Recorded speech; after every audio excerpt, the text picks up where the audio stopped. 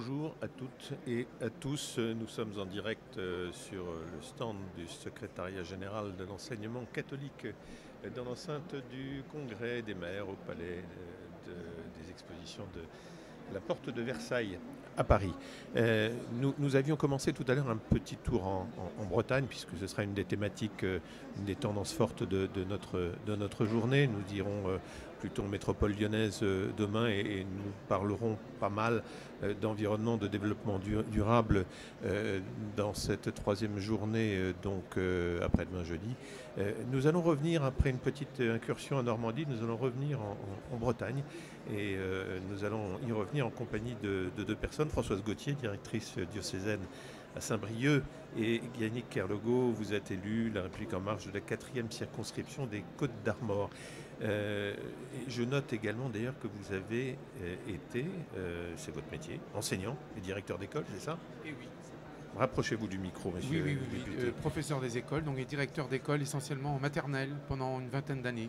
Et vous avez soutenu un mémoire de recherche consacré aux écoles primaires à Guingamp, ville de la 4e circonscription des Côtes-d'Armor dont vous êtes élu. Pourquoi vous aviez choisi, c'est de la curiosité de journaliste, hein, pourquoi vous aviez choisi un tel sujet d'étude? Tout simplement parce que quand on a 20 ans, on a déjà, pour la plupart des jeunes, je l'espère en tout cas, une envie ou une idée dans son futur professionnel. J'avais envie d'être enseignant. Et donc cette histoire à la fois sur une ville que j'aime beaucoup, Guingamp, puisque j'y habite, retraçant l'histoire donc au XIXe siècle de l'émergence de l'école, comment elle a été rendue obligatoire, comment la cohabitation s'est faite entre l'enseignement public et l'enseignement privé, c'est quelque chose qui m'a toujours intéressé. Et au-delà de ça, évidemment, la mission d'enseignant que l'on épluche à travers les rapports d'inspecteurs, par exemple, c'était un vrai bonheur. La cohabitation privée-publique, c'est une dominante de la vie en Bretagne. Hein. C'est un vrai sujet. Vous diriez une spécificité en Bretagne? Moi, j'aime bien dire une singularité. Parce que, comme on le disait avec Madame Gauthier tout à l'heure, 40% des élèves en Bretagne sont scolarisés dans l'enseignement catholique. Et on a toute une histoire qui le confirme. Ce n'est pas un fait nouveau. Le 19e, le 20e siècle sont là, et surtout le 19e, hein, pour nous le rappeler. Et on peut avoir encore en tête parfois ces périodes un peu compliquées où le clivage était très fort au sein même des communes. Aujourd'hui, j'ai le sentiment que les Bretons, les Bretonnes conçoivent l'enseignement catholique plus comme un, pardon, peut-être ça pourrait faire débat, mais plus comme un enseignement privé dans lequel on va avoir peut-être une attention particulière dans l'accompagnement et dans la revendication d'un projet scolaire d'établissement, je le crois. Singularité bretonne, Madame Gauthier, oui. Oui, une singularité. Oui, c'est un bon terme. Singulier et pluriel en même temps, si j'ose dire. Comment ? Singulier et pluriel en même temps, si j'ose dire. Singulier et pluriel, puisque 4 départements composent effectivement notre Bretagne, et chaque département ayant sa culture propre aussi. Et à l'intérieur des départements, nous observons aussi des cultures aussi singulières, particulières, qui sont manifestées par le fait que le rapport à l'enseignement catholique peut être différent. Je prendrai les Côtes-d'Armor, entre le Trégor et le Pays d'Innané, nous n'avons pas tout à fait les mêmes rapports. Voilà, donc il faut tenir compte de ces cultures locales pour envisager des développements, pour envisager une prospective intéressante et juste, voilà, en termes de justesse. Singularité aussi, et ce qui n'empêche pas le travail vraiment de partenariat avec effectivement le réseau public. Nous sommes bien sûr dans notre réseau de l'enseignement catholique avec un projet chrétien d'éducation, mais en même temps, et notamment dans le second degré, en collège et lycée, voilà, les proviseurs, les principaux travaillent avec les chefs d'établissement, parfois sur des projets, mais sur aussi des perspectives de développement territoriaux. Partenaire, vous retenez ce terme, monsieur le député? Bien sûr, moi j'ai une culture, je la revendique. Je suis député La République En Marche. Et pour moi, l'ADN, c'est et de gauche et de droite en politique. Et j'ai envie de dire qu'on pourrait l'appliquer à l'enseignement. Pour moi, je ne fais pas l'objet d'un clivage quand j'ai des interlocuteurs du public, duquel je viens. J'ai été formé dans l'enseignement public, je suis enseignant dans le public, et les interlocuteurs que je peux avoir dans le privé, pour moi, ce sont tous des acteurs du ministère de l'Éducation nationale, à partir du moment où on est dans des écoles sous contrat, bien sûr. Public et privé en même temps? Absolument, moi ça ne me dérange pas, je le revendique même. Partenaire? Complémentaire aussi? Complémentaire, je dirais. Complémentaire, Mme Gauthier. Complémentaire. Oui, oui, tout à fait. Et faisons en sorte qu'ils puissent être partenaires moyennant des projets communs. Oui, parce que nous servons tous l'éducation de nos jeunes et l'enseignement catholique a une vraie mission de service public. Donc effectivement, en cela, nous avons le même objectif. Le service public, monsieur le député, c'est très exactement ça. Absolument, on est donc avec des écoles sous contrat, avec un programme commun. J'ai envie de dire, ce n'est plus un sujet. Ce n'est plus un sujet de vouloir s'interroger sur le contenu, j'entends bien, des enseignements qui soient donnés dans les établissements publics ou dans les établissements privés. Ils relèvent tous des mêmes programmes. Je voudrais vous faire revenir quelques semaines ou quelques mois en arrière. Quand vous avez vu arriver le projet de loi du ministre de l'Éducation nationale, vous avez pensé quoi à première vue? C'était bien? Vous avez immédiatement vu des choses qui allaient être difficiles? La première chose la première chose que j'ai repérée, c'était cette volonté d'abaisser l'instruction obligatoire à l'âge de 3 ans. Alors pour avoir fait un mémoire justement avec toutes ces lois Ferry notamment et cette obligation d'instruction jusqu'à l'âge de 6 ans, à partir de l'âge de 6 ans, de revenir sur une mesure me fait dire que c'est une loi historique. De rendre aujourd'hui obligatoire l'instruction à 3 ans, on doit être, selon le ministre, l'un des premiers pays au monde à le faire. Et au-delà du fait que le constat est déjà partagé, 97-98% des enfants maternels sont déjà scolarisés dans les établissements, il n'empêche qu'il en reste en gros 26 000 en France. Et j'ai été particulièrement sensible à l'un des arguments avancés pour rendre l'instruction obligatoire à 3 ans, c'est cette idée de permettre aux inspecteurs de l'éducation nationale d'aller s'assurer que dans les familles qui font le choix d'une instruction à domicile, à la maison, on est bien dans les clous. On est bien dans les messages et dans les contenus qui sont aujourd'hui donnés moyennant nos établissements publics et privés. Et on constate qu'aujourd'hui, le fait que l'école n'est rendue obligatoire qu'à l'âge de 6 ans interdisait les inspecteurs d'aller pouvoir prospecter, entre guillemets, d'aller pouvoir inspecter dans les familles qui gardaient leurs enfants jusqu'à 6 ans. Et on sait très bien que, j'allais dire, tout se joue en maternelle, en tout cas beaucoup se joue en maternelle, et d'avoir une instruction à la maison suppose un minimum de garantie. Vous diriez, Madame Gauthier, que c'est aussi un des points, disons, les plus importants de cette loi, qui depuis, bien sûr, a été votée? Oui, c'est un point très très important pour l'enseignement catholique et l'enseignement catholique breton. Je pense aussi à un autre point de la loi, quand effectivement nous avons commencé à entendre qu'une loi se préparait, c'est vrai qu'entre nous disions pourvu qu'il y ait une réforme au niveau du lycée, au niveau des lycées, les lycées d'enseignement général et des lycées d'enseignement professionnel, pourvu aussi que l'innovation soit aussi une marque de fabrique de cette loi et pourvu aussi que l'éducation spécialisée, enfin l'enseignement pour les enfants à besoins particuliers soit encore plus renforcé dans cette loi. Cette loi qui s'appelle une école de la confiance. Donc ce sont des termes, c'est un terme que nous employons souvent dans l'enseignement catholique. Finalement, embrasse un certain nombre de sujets sur lesquels effectivement nous portions déjà attention. On va revenir sur l'ensemble de cette loi, mais pour rester un instant sur cette mesure concernant les enfants dès 3 ans, en termes de budget, c'est pas simple pour les territoires. Le député que vous êtes est forcément aussi sensible à ça. Vous représentez une population et également, bien évidemment, vous êtes souvent très, très sensible à ce qui peut être la mission des maires et c'est pas une mission facile dès lors qu'il s'agit de trouver parfois un budget supplémentaire. Oui. Alors pour revenir encore une fois à cette instruction des 3 ans, j'ai envie de dire là encore c'est un non-sujet. En Bretagne, dans les Côtes d'Armor, je regarde Madame Gauthier, je pense qu'elle me le confirmera, même l'instruction, la scolarisation des 2 ans a été une expérimentation qui a été menée très tôt dans notre département. Donc aujourd'hui, cette instruction obligatoire à 3 ans, elle va surtout avoir un vrai enjeu dans les métropoles. Alors parlons franchement, quand on parle de radicalisation, on a aujourd'hui des familles pour lesquelles le choix de garder les enfants à la maison n'est pas anodin. Et donc encore une fois de pouvoir permettre contre l'inspection. Alors il faudra des moyens, il faudra une organisation, mais c'est un des objectifs que je retiens. Et pour peut-être rebondir, je reviens sur la question précédente, pardon, mais l'autre point qui m'a beaucoup interpellé et sur lequel j'ai travaillé avec mes collègues, c'était suite à l'amendement de ma collègue Cécile Riac, les établissements publics locaux, les savoirs fondamentaux. Comment on allait faire pour comment dirais-je, engager une réorganisation, une autre manière de faire l'enseignement dans les territoires, et je pense en particulier dans ma circonscription à l'hyper-ruralité. J'ai par exemple des collèges, là je pense à des collèges publics qui ont eu jusqu'à 400 élèves il y a encore 30-40 ans et qui aujourd'hui en ont à peine 80 et pour lesquels le département, sur lequel est adossé le collège, s'interroge, et légitimement. Peut-on encore et toujours maintenir des établissements à 80 enfants? On imagine le coût, on imagine l'organisation et très concrètement, le fait qu'on ait des professeurs qui ne soient plus inscrits dans un établissement mais dans plusieurs. Et donc pour avoir des projets d'établissement forts, c'est extrêmement compliqué. Donc ces établissements publics locaux, les savoirs fondamentaux, en gros, c'était d'impulser une nouvelle culture, mettant autour de la table les enseignants de la petite section à la troisième. Et disons-le franchement, on n'y est pas parvenu.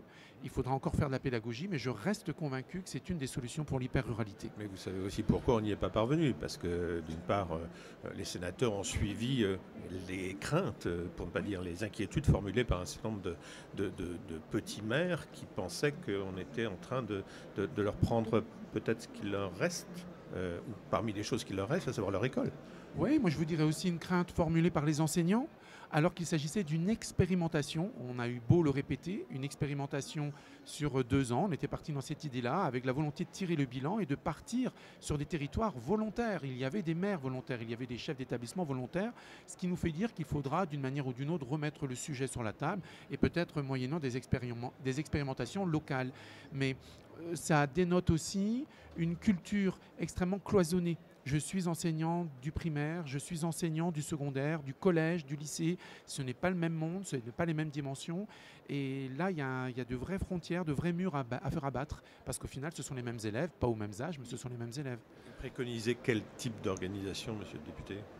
Écoutez, quand on reprend le contenu des établissements publics locaux des savoirs fondamentaux, c'était d'abord et avant tout de mettre les enseignants autour d'une table, c'est-à-dire d'avoir des temps de travail communs dans lesquels on partait donc du cheminement, de l'itinéraire du petit à 3 ans jusqu'à la 3e. Ça voulait dire, est-ce qu'on est capable, en gardant l'organisation, par exemple un collège, je vous ai cité un collège avec 80 enfants, 4 classes, un collège et 2 ou 3 écoles de proximité, qu'on aurait pu organiser dans un même réseau et faire que les écoles puissent peut-être bénéficier des infrastructures d'un collège grand, moins peuplé et dans lequel il y a des salles, dans lequel il y a un CDI, dans lequel il y a un gymnase. Vous allez me dire, en général, ces organisations sont déjà faites. Je pense qu'on pouvait optimiser ces genres de coordination et puis, encore une fois, faire que le passage en 6e, même s'il y a eu beaucoup d'efforts de fait, soit encore plus... comment dirais-je, familiarisé, qu'on ait cette culture de l'école primaire qui vienne au collège et inversement, que les élèves qui maîtrisent le langage, la lecture, l'écriture du collège puissent venir en responsabilité, adosser un petit peu les élèves du primaire, par exemple. Un avis sur ce point, Madame Gauthier ? Alors, c'est l'adossement, nous on l'appelle comme ça, c'est-à-dire la recherche d'organisations qui permettent un maillage assurant une pérennisation de nos établissements. C'est quelque chose sur lequel on est au travail depuis déjà quelques années. C'est vrai qu'avec la baisse démographique réelle, nous avons, par exemple dans les Côtes-d'Armor, 4 collèges de moins de 100 élèves. Des petites écoles qui ont des difficultés parfois à recruter et nous sommes en train de réfléchir à finalement voir comment mailler le territoire de telle sorte à ce qu'il y ait une présence scolaire assez dense, tout en pérennisant économiquement. C'est-à-dire que ces écoles, voire ces collèges, c'est-à-dire penser plutôt en pôle scolaire qui permettrait effectivement d'avoir des mutualisations en termes de personnel, en termes d'équipement et bien sûr une mutualisation et une synergie au niveau pédagogique, puisque c'est quand même ça qu'on recherche. Monsieur Kerlogot parlait effectivement du parcours d'un enfant et pour nous, le parcours d'un élève, c'est ce qu'il y a de plus important, c'est-à-dire essayer de le mettre en condition pour qu'effectivement il se développe, il se développe et il croisse. Donc effectivement, pour nous, ça passe par une réflexion vraiment à la fois locale, et départementale. C'est comment, effectivement, sur chaque endroit du territoire, eh bien, cette compétence scolaire soit assurée, mais peut-être avec des nouveautés, une création finalement pas d'ensemble, mais de pôles qui permettent effectivement une articulation assurant l'économique des écoles. Donc effectivement, au niveau de l'enseignement catholique, nous recherchons un travail avec les maires, mais nous pouvons aussi de notre côté, au sein de notre réseau, réfléchir, faire des propositions et embarquer des équipes pour qu'effectivement cela puisse se faire, mais de manière expérimentale. Et je crois que M. le député insiste là-dessus. Je pense qu'aujourd'hui, vu la complexité des enjeux, l'expérimentation à certains endroits du territoire est nécessaire pour en tirer profit après une relecture et puis déployer ou pas, en fonction aussi de ce que je disais tout à l'heure, de la culture aussi locale. Monsieur le député. Autre point peut-être intéressant dans ce projet, parce que ça reste pour moi un projet qui mérite d'être défendu, c'était de soulager les directeurs des petites écoles des tâches administratives. Je suis encore dans cet exemple de l'hyper-ruralité avec un collège et du personnel. Peut-être serait-il intéressant de penser à transférer, j'allais dire, en tout cas donner des missions supplémentaires au personnel administratif du collège. Alors il faut s'assurer évidemment qu'il y a la disponibilité, le temps, mais je pense que c'est faisable, et pouvoir soulager le directeur qui aujourd'hui, le constat est partagé, consacre énormément de temps à la direction, aux tâches administratives, et donc moins de temps à l'enseignement. Et du coup, ça me fait dire, aujourd'hui, Cécile Riac, je reprends l'ambition de ma collègue qui aimerait pouvoir déposer un projet de loi sur la redéfinition de la direction d'école, de pouvoir aujourd'hui assumer pleinement qu'un directeur d'école puisse d'abord et avant tout être un directeur, avant d'être un enseignant. C'est-à-dire ou bien, alors ça peut paraître contradictoire, je dis ou bien on arrive à déléguer les tâches administratives à un pôle administratif plus large dans un collège par exemple, ou bien effectivement un directeur qui est dans une école à plusieurs classes est d'abord et avant tout un directeur et donc est missionné pleinement sur ce poste de coordination avec les familles, avec la mairie, avec les tâches administratives qui lui sont demandées et, si temps suffisant, du temps d'enseignement, mais pas inversement. C'est-à-dire qu'aujourd'hui, on est tous d'abord et avant tout des enseignants et, pour ceux qui le souhaitent, des directeurs avec des tâches complémentaires qui ne sont pas reconnues. Aujourd'hui, il n'y a pas de statut de directeur d'école. Pas totalement convaincu, Mme Gauthier. Dans le public. C'est-à-dire, enfin, là, voilà, je voulais juste apporter une précision, c'est que c'est tout à fait juste, bien sûr, au niveau du réseau public, au niveau du réseau privé catholique, nous avons un statut qui est identique, qu'on soit chef d'établissement d'une école de 2 classes ou d'un ensemble scolaire de 3000 élèves. Donc le statut du chef d'établissement est identique et le chef d'établissement j'allais dire, est à la manœuvre pour l'ensemble des aspects qui concernent un établissement scolaire. Bien sûr, aujourd'hui, il y a une vraie difficulté, c'est effectivement le temps qui est accordé aux chefs d'établissement, notamment des 2-3 classes, voilà, puisque aujourd'hui la décharge est très minime et de plus en plus les chefs d'établissement ont un travail administratif assez conséquent. Et au moins dans les écoles que je connais, tous les chefs d'établissement mettent la priorité d'abord sur la relation aux parents et bien sûr la concertation en équipe et bien sûr au niveau des enfants. Mais ce que je veux dire, c'est que du coup, le reste, tout ce qui est administratif, qui prend de plus en plus de place, est questionné en fait par un certain nombre de nos collègues chefs d'établissement du premier degré, notamment ceux qui n'ont pas de décharge. Tout à l'heure, vous avez évoqué, l'espace de quelques secondes, un problème démographique en Bretagne. Oui. Quel est-il ? Eh bien, écoutez, la Bretagne est une terre tout à fait attractive, voilà, très attractive. C'est une très belle région, voilà, de Redon à Brest, de Vannes à Saint-Brieuc, en passant, voilà. Je ne vais pas vous faire l'article, mais c'est une très belle région. Sauf qu'elle attire souvent des jeunes grands-parents, on va dire ça, qui décident. Et les jeunes grands-parents gardent leurs petits-enfants, mais ça ne fait pas des enfants supplémentaires dans les écoles. Donc, elle attire dans certains pôles, des pôles urbains, Brest, Rennes. Voilà, il y a une grande attractivité dans ces zones-là. Mais de fait, tous les départements aujourd'hui accusent une baisse démographique au niveau de la petite enfance, donc, et donc une répercussion dans nos écoles. On a cette année, en 2019, réseau public et réseau privé confondus, on a annoncé moins 5000 enfants scolarisés dans le premier degré, donc dans nos écoles. Voilà, donc, et 1700, moins 1700 au niveau du réseau privé en Bretagne. Et chez nous, dans les Côtes-d'Armor, pour l'enseignement public, sauf erreur de ma part, c'est moins de 900 élèves chaque année dans les écoles primaires, moins 1100 élèves dans le Finistère, et avec en plus une baisse qui n'est pas du tout homogène. On a l'ouest du département extrêmement frappé, quand Dinan, enfin on ne va pas rentrer dans des débats géographiques, mais l'ouest du département attiré vers la métropole de Rennes, ou avec l'attractivité de la métropole de Rennes, fait que c'est un territoire beaucoup plus dynamique. Du coup, ça renvoie encore à ce territoire et à cet enjeu de l'hyper-ruralité. Aujourd'hui, comment faisons-nous pour rendre de nouveau attractifs des communes où il y a des bâtiments, où il y a des écoles, où il y a de quoi accueillir, mais où effectivement il y a de moins en moins d'enfants. Il faut l'assumer, il faut le dire.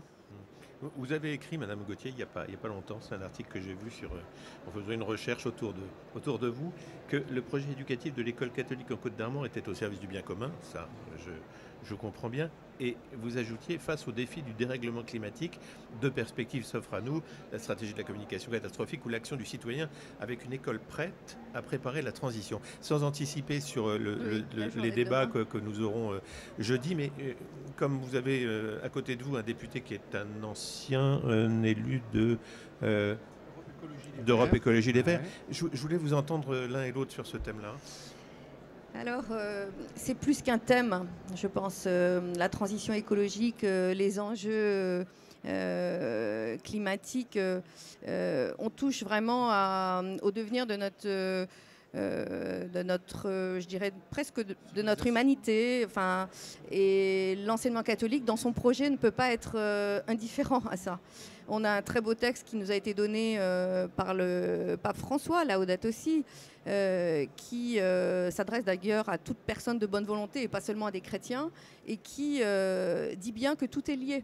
C'est-à-dire que la justice sociale, la manière de vivre ensemble et bien sûr la compréhension scientifique de ce qui nous arrive, voilà, tout ça est lié. Et en éducation, au moins dans les Côtes-d'Armor, on a décidé de prendre ça à bras-le-corps et effectivement de faire de la compréhension des enjeux, ce qui n'est pas simple, hein, et puis de la sensibilisation des établissements, qu'on ait 3 ans ou 18 ou 21 ans, voilà, cette sensibilisation comme étant un axe prioritaire. On peut effectivement mettre la tête dans le sable et dire bon, ça ne nous regardera pas, finalement, dans 50 ans, on ne sera peut-être plus là. Mais au niveau éducatif, c'est vraiment pour nous une priorité essentielle pour comprendre aussi, réinterroger finalement ce qui fait notre humanité. Et notre humanité, c'est dans l'éducation, c'est ce qui permet à un jeune de croître, de grandir, de s'épanouir et aussi de travailler et de faire avec les autres et de considérer l'autre comme étant, j'allais dire, son partenaire le plus proche et en tous les cas celui qui le fait grandir. Tout enseignant, et on essaie par les programmes, hein, c'est pas simple hein, toujours de débusquer dans les programmes la question des enjeux climatiques, par les programmes, mais aussi par une approche scientifique un peu vulgarisée, hein, forcément au niveau des petits. Voilà, de mettre en place effectivement toute cette sensibilisation qui est au cœur aussi de notre projet chrétien d'éducation. Monsieur le député. Le diagnostic est connu. Il m'est arrivé parfois d'avoir des doutes et d'être un peu chagrin parce que vous avez cité la formation politique d'où je suis issu en disant que les constats ils sont faits déjà depuis très longtemps. Hein, on pourrait parler du changement climatique, des propositions qui ont été faites. René Raymond, hein. Pardon ? Oui. Ils sont faits de... Mais bien sûr, même moi je m'en souviens, j'avais pourtant en 74, j'étais petit, mais les élections présidentielles et ce pull rouge, je m'en souviens très bien. Non, ce que je voulais dire plus sérieusement en tout cas, c'est qu'au-delà de ce ressenti chagrin, je suis assez optimiste. Parce qu'au final, ce n'est pas un sujet nouveau dans les écoles. Le développement durable aujourd'hui figure dans les programmes. Alors on pourrait effectivement souhaiter, ou on aurait pu souhaiter qu'il y ait une ambition plus forte plus tôt. Mais aujourd'hui, on voit assez régulièrement les enfants, j'allais dire, faire la leçon aux familles, aux parents. On est dans des générations où il faut qu'on soit d'ailleurs très vigilant à ne pas être dans cette théorie du collapse, à toujours charger nos enfants, nos jeunes de ces informations extrêmement négatives. C'est ce que vous avez dit, il faut pouvoir rebondir sur la possibilité d'agir tous ensemble et non plus au niveau local pour le coup, mais d'en faire un enjeu planétaire, et que l'on soit en Bretagne, en France ou ailleurs, on partage les mêmes enjeux. Mais je reste assez optimiste parce que, voyez-vous, je sors un peu du sujet, pardon, mais les marches pour le climat, c'est porté par beaucoup de jeunes aujourd'hui qui sont dans une logique beaucoup plus, je dirais, latérale, horizontale, beaucoup moins hiérarchique, qui sont dans des logiques de réorganisation, de location, qui n'ont plus forcément le rapport à la propriété ou à la consommation. Je dis pas pour tout le monde bien sûr, mais les paramètres sont en train de changer chez eux. Chez les adultes plus âgés, peut-être un peu moins. Et on va être secoué de toute façon. Moi, j'en suis intimement convaincu par ces jeunes générations qui vont nous demander de faire davantage. Donc l'école a aussi là une démonstration en disant qu'elle a commencé à faire sa part parce qu'il y a cette prise de conscience. Dernier mot, Madame Gauthier. Pour compléter ce que vous dites, Monsieur le député, je crois que effectivement, il y a à la fois ce qui se fait en dehors de la classe, et effectivement, il y a des invitations à répondre à des projets de labellisation éco-école, éco-collège, éco-lycée. Très bien, engagement, travail ensemble.